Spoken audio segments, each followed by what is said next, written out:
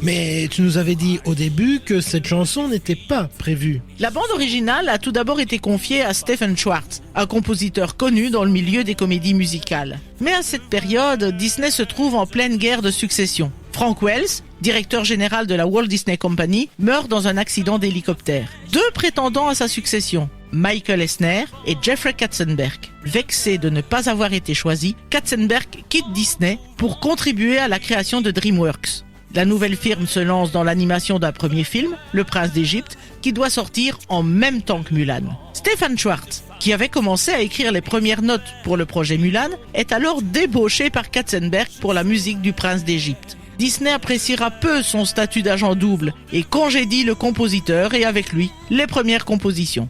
Parmi elles, une chanson comique intitulée We'll Make a Man Out of You, qui accompagnait l'entraînement de Mulan. Elle sera remplacée par I'll Make a Man Out of You, comme un homme en français. Alors à qui va-t-on confier la partition musicale désormais ? Disney va se tourner vers un duo. Le parolier David Zippel, qui vient d'écrire les paroles d'Hercule, et la pop star des années 80, Matthew Wilder.